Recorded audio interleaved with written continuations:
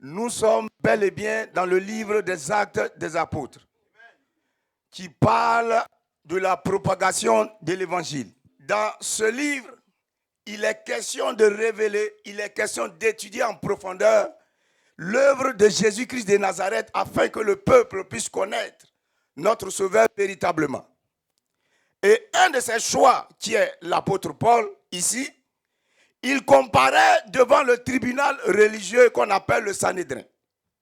Mais pendant qu'il comparait devant le Sanhédrin, la Bible dit que la nuit suivante, le Seigneur se révèle à Paul. Mais quand le Seigneur va se révéler à lui, ce ne sont que des paroles d'encouragement, des paroles de fortification. À la suite, un complot va se lever en vue d'ôter la vie à Paul. Un complot va se lever en vue d'ôter la vie à un innocent, un grand serviteur de l'Éternel Dieu. Mais ce qui va nous intéresser ce matin, c'est d'étudier de façon minutieuse le complot qui va se lever contre Paul. Un complot, on ne se lève pas pour dire qu'on fait un complot. On organise un complot. On étudie le complot. On donne les moyens du complot.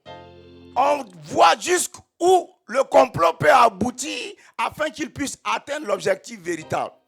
Vous et moi, ensemble, nous allons étudier ce complot-là. Il y a des Juifs qui se sont levés. L'intention première, c'est d'ôter la vie à Paul. Ça, c'est un facteur qui est compris. Mais dans l'organisation du complot, la Bible dit qu'ils vont choisir plus de 40 personnes. Il y a un problème. Ce n'est pas une personne. Ce n'est pas deux personnes. Ce ne sont pas trois personnes. Ce ne sont pas quatre personnes. Ce ne sont pas une dizaine de personnes. Mais des personnes de différentes familles. Des personnes issues de différentes couches familiales. Donc pour qu'ils puissent s'entendre, il faut qu'ils aient le même esprit. Ils veulent faire le complot ensemble. Pour que le complot puisse réussir, autrement dit, atteindre son objectif, il faut qu'ils puissent s'entendre.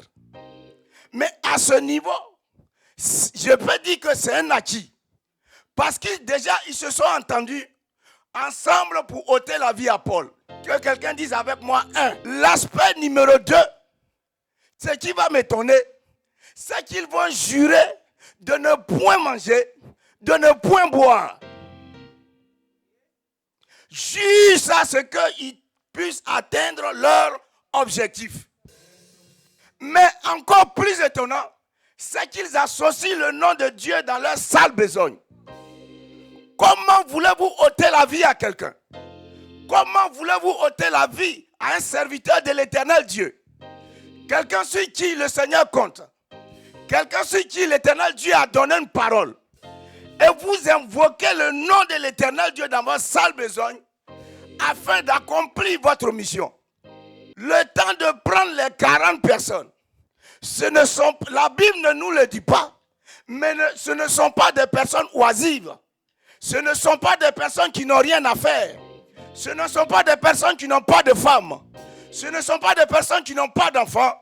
Ce ne sont pas des personnes qui n'ont pas d'affaires, autrement dit de business. Ça veut dire qu'ils vont mettre de côté leurs intérêts personnels. Ils vont mettre de côté leurs affaires. Ils vont mettre de côté leur business.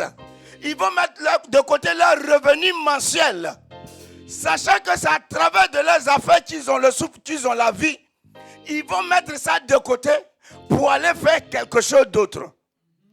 Est-ce que quelqu'un me comprend ce matin? Mais quand nous allons encore plus loin, regardez pour accomplir cela, on dit de ne pas manger, de ne pas boire.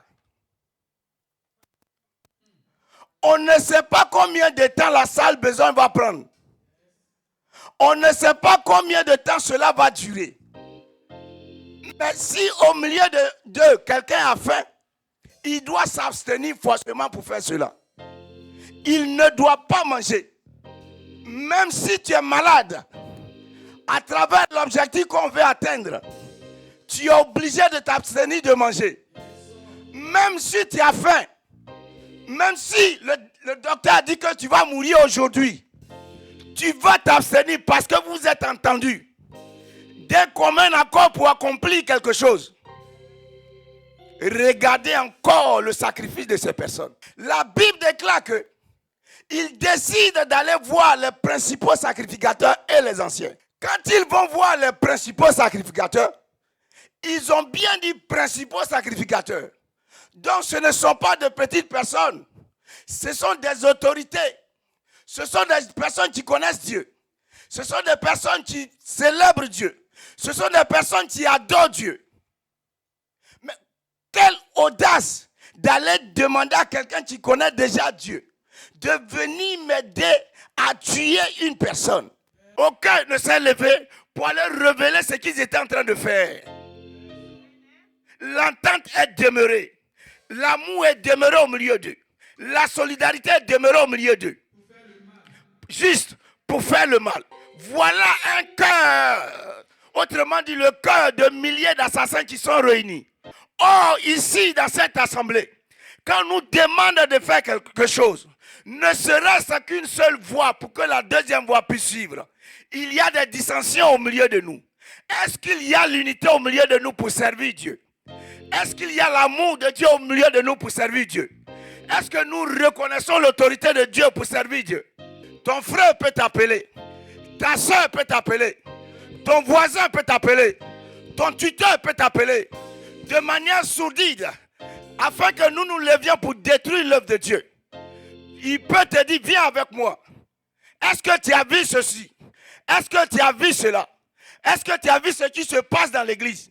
En ce moment précis, tu n'es pas en train de bâtir, mais tu t'associes à quelqu'un aussi pour détruire, comme ces juifs l'ont fait. Lorsqu'on s'entend pour faire du mal, lorsqu'on s'entend pour détruire et annuler, qui est-ce qu'on appelle lorsqu'on a besoin de lui? Qui est-ce que tu appelles quand tu es malade? Qui est-ce que tu appelles quand tu as des soucis? Qui est-ce que tu appelles lorsque tu as des soucis avec la justice? Nous devrons nous concentrer sur l'essentiel. Nous devrons nous concentrer sur ce que nous avons à faire dans l'assemblée. Nous devons nous concentrer sur ce que le Seigneur, l'Éternel Dieu nous demande. Il ne nous demande pas de détruire. Mais nous ne sommes que des serviteurs à sa charge. Nous ne sommes que des travailleurs. Nous ne sommes que des moissonneurs. Nous sommes appelés à œuvrer pour lui. Alors nous devrons, dans un même esprit de communion fraternelle, nous lever véritablement et bâtir pour le Seigneur. Le Seigneur veut dire à quelqu'un ce matin, de la même manière, ils ont déployé leurs ailes, leur amour et leur abnégation. Toi qui m'écoutes ce matin, nous devrons aussi faire la même chose. Mais pas dans le sens contraire, mais dans le véritable sens, selon sa volonté, selon son programme, selon son objectif, selon son projet attaché à la vie de quelqu'un ce matin. Alléluia. En arrêtant la vie de Paul, c'est le projet de Dieu qu'ils étaient en train d'arrêter. C'était la volonté de Dieu qu'ils étaient en train d'arrêter. Mais le Seigneur, en ce moment précis, ne dormait pas. Le Seigneur, en ce moment précis, était avec Paul. Parce que la nuit suivante, il a dit à Paul, tu as eu à faire un premier pas. Je t'ai accompagné jusque-là. Je sais qu'on veut te tuer. Mais moi, l'Éternel Dieu, je ne veux pas laisser ces gens-là commettre un crime en leur faveur. Je ne vais pas les laisser te terrasser. Je vais aller jusqu'avec toi. Je t'ai donné ma parole. J'accomplirai toujours cette parole. Il n'a point changé. L'alpha et l'oméga. Il n'a point changé. Le roi des rois. Il n'a point changé. Le seul juste juge. Il n'a point changé. Celui qui donne la joie. Il n'a point changé. Celui qui donne la paix. Il n'a point changé. Celui qui t'a créé.